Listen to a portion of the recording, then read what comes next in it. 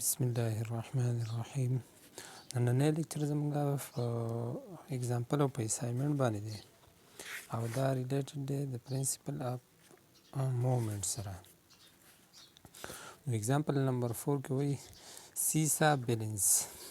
Two children, Rumisa and Sanam, are sitting on a seesaw. The seesaw is balanced on the pivot as Rumisa is at 1 meter and Sanan at 1.5 meter from the pivot as shown in the figure.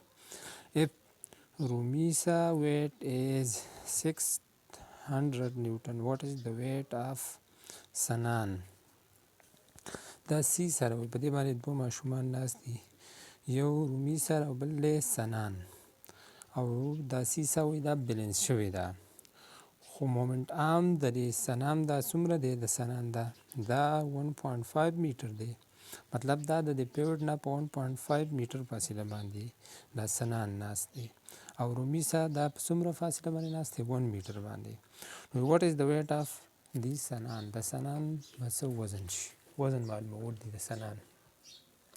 نو تاسو به په ګیون ډیټا کې ولیکئ چې رومي سا مومنټ آرم دا ډي آر به شي دا 1 میټر دی، او رومي سا ویټ ډبلیو آر به شي دا به 600 نیوټن شي، او سنان مومنټ آرم دا به شي ډي اس از ایکول ټو 1.5 میټر. ریکوایرډ ډیټا کې څه غواړي، ویټ آف سنان ډبلیو اس معلومول دي. په سلیوشن کې تاسو ولیکئ چې ایز وی نو دیټ دا پرنسپل اف مومنټ کې مونږ ویلو چې کلاک وایز ټارک به برابر وي د انټي کلاک وایز ټارک. نو کلاک وایز ټارک زموږ سره د سنان د دې سایډه ده شروع کېږي، دا کلاک وایز دی او دا انټي کلاک وایز دی. نو کلاک وایز ټارک به برابر شي د انټي کلاک وایز. بیا موږ پیژنو چې ټارک برابر دی ډي کراس اف، او اف برابر دی د ډبلیو، ځکه دلته موږ له ډبلیو راکړی دی، موږ به دا اف څه ته چینج کړو، دا به ډبلیو ته چینج کړو. نو اوس پکې ویلیو پوټ کړئ ټي سی دی، نو دا کلاک وایز ټارک دی، نو په کلاک وایز کې خو زموږ سنان ناست دی، نو د سنان مومنټ آرم او د سنان ویټ به ضرب شي، او په انټي کلاک وایز کې د رومي سا ویټ او د رومي سا مومنټ آرم به ضرب شي، نو ډي آر ضرب ډبلیو آر. اوس موږ څه معلومو، موږ چې کومه دی ډبلیو اس معلومو، ویټ آف سنان معلومو، نو دواړه سایډ ته به په ډي اس باندې ډیوایډ کړو. نو دواړه سایډ ته په ډي اس باندې ډیوایډ کړي، نو دلته دا ډبلیو اس به د ډبلیو اس سره کټ شي، نو ساري دا ډي اس به ډي اس سره کټ شي، صرف ډبلیو اس به پاتې شي. ډبلیو اس از ایکول ټو ډي آر ډبلیو آر ډیوایډډ بای څه به شي ډي اس. اوس پکې ویلیو پوټ کړئ، ډي آر موږ له راکړی دی 1 میټر، ډبلیو آر یې راکړی 600 نیوټن، او ډي اس موږ له راکړی دی 1.5 میټر.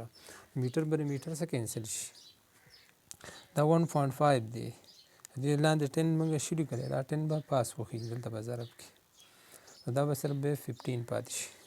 نو اوس 15 کم 15 15 4 60 دا 0 به اوسه ولګي، نو 10 40 ضرب 10 دې نه راځي 400. نو ډبلیو اس به زموږ سره څومره معلوم شي، دا به 400 نیوټن شي. بیا پکې ایکسټینشن ایکسرسایز کې ورکړي وي فایند د ماس آف سنان اینډ رومیسا، د رومیسا ویټ او ماس او د سنان ماس وایي دا معلوم کړئ. نو دې نه موږ راایستلی شو ډبلیو برابر د ام جي دی، ځکه چې ماس خو موږ دلته ویټ خو موږ له راکړی دی که نه، دا ډبلیو خو د ام جي برابر دی، ام جي قیمت خو 9.8 دی، نو ماس به د څه راوباسو، نو ماس به دلته راځي په ضرب کې چې دې خو راواوړي ډیویژن به شي، نو ډبلیو ډیوایډ بای جي از ایکول ټو ام. ویټ پکې پوټ کړئ که د سنان دا معلوموئ او که د رومیسا، او په جي باندې ډیوایډ کړئ په 9.8 باندې، تاسو له به ویټ درکړي د ماس به درکړي د سنان او د رومیسا.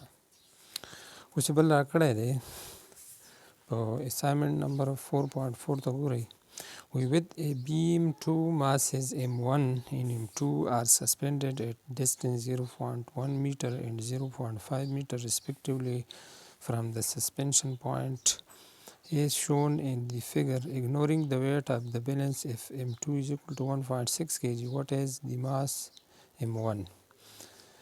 دا دوه ماسونه اوس سسپند کړي دي د سسپنشن پوینټ نه، خو چې د دې مین پوزیشن نه کوم چې موږ ورته اکسس وو، د هغه نه د ام ون په 0.4 میټر باندې سسپند کړی دی، او ام ټو په 0.5 میټر باندې سسپند کړی.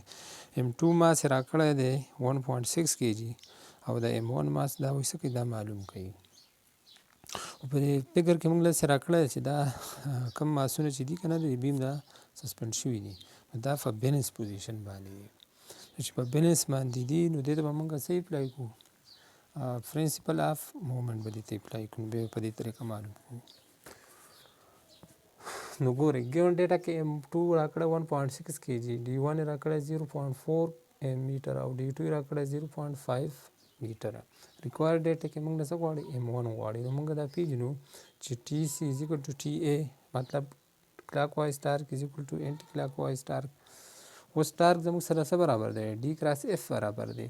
خو دلته زموږ سره صرف ماسونه دي دا به موږ ماس ته کنورټ کړو. ماس ته به څنګه کنورټ کوو F به W برابر کړي او W به د mg برابر کړي. نو دې په ځای به تاسو ولیکئ کلاک وایز ټارک زموږ سره څه دی دا دی او انټي کلاک وایز ټارک دا دی. نو کلاک وایز ټارک زموږ سره دا M2 راځي که نه تاسو به ولیکئ چې D2 ضرب M2G او دا سایډ څه راځي D1 ضرب M1 ضرب G. اوس G خو په دواړو سایډ کې کانسټنټ دی دا به کینسل شي.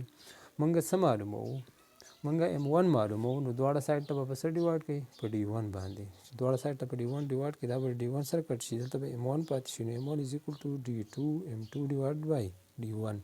اوس پکې ویلیو پوټ کړئ نو D2 0.5 میټر دی او ملټیپلایډ بای M2 ماس 1.6 kg او ډیوایډ بای D1 سره 0.4 میټر. میټر به د میټر څخه کینسل شي. چې دا تاسو د دې کلکولیشن ورکړئ نو تاسو له به M1 ماس درکړي 2 kg.